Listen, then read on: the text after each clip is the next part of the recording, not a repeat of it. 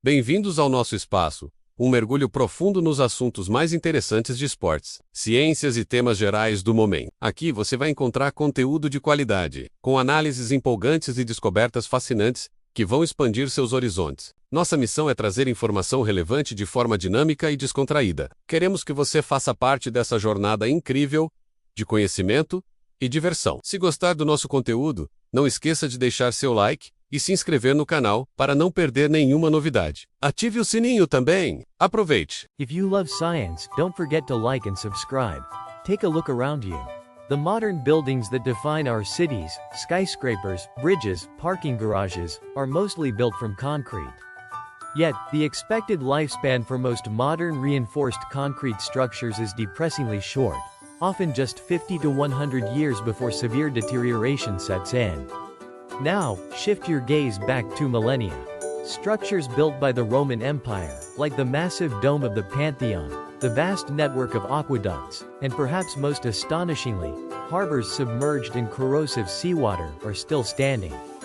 These structures haven't just survived, they have often strengthened over time. How did the Romans achieve structural immortality with their concrete, while our high-tech versions crumble within a century?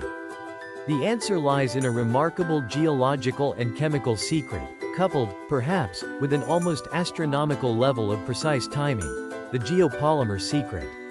Modern concrete uses Portland cement, which forms a calcium silicate hydrate, or CSH, structure. This material is strong, but rigid and highly vulnerable to microscopic cracks. When water seeps into these cracks, especially salt water, it expands, causing the material to decay rapidly. The Romans, however, didn't use Portland cement.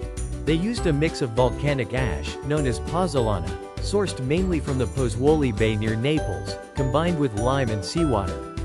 When this mixture reacted, it didn't form standard CSH. Instead, it formed a rare, highly durable compound known as calcium aluminum silicate hydrate, or CaSH. This compound is the bedrock of what modern scientists call a geopolymer, a mineral-based binding material with extraordinary long-term stability. Crucially, the CaSH structure is far less susceptible to chemical erosion. But here is the real kicker, especially for marine structures. Roman concrete is self-healing. Researchers discovered that when seawater interacts with the residual volcanic ash and tiny bits of lime left in the concrete, it causes a secondary reaction. This reaction grows crystals of aluminous tobermorite, a rare and incredibly stable mineral, directly within the micro-cracks. The concrete literally repairs itself when exposed to the elements. But the mystery deepens when we consider the construction timing. Why do certain ancient maritime structures, built under seemingly identical conditions, exhibit vastly superior longevity?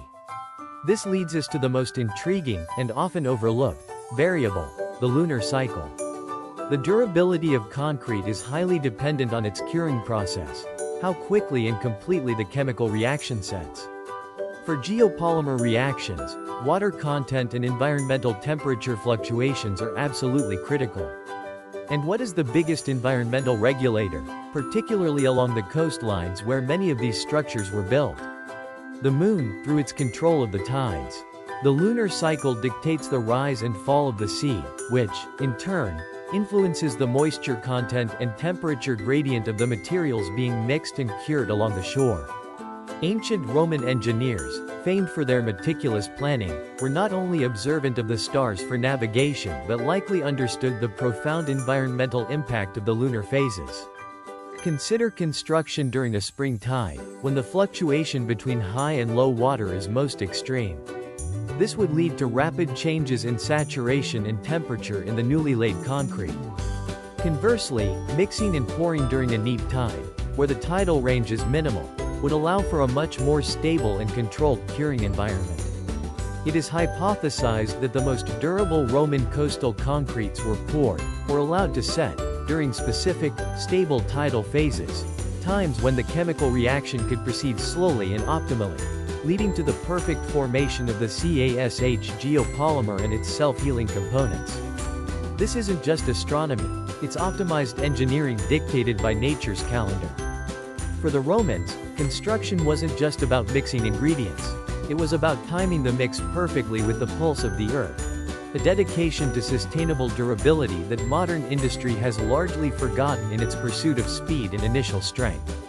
The secret to immortal concrete was not just the chemistry of the earth, but the rhythm of the cosmos. For more incredible facts like this, don't forget to subscribe and turn on notifications.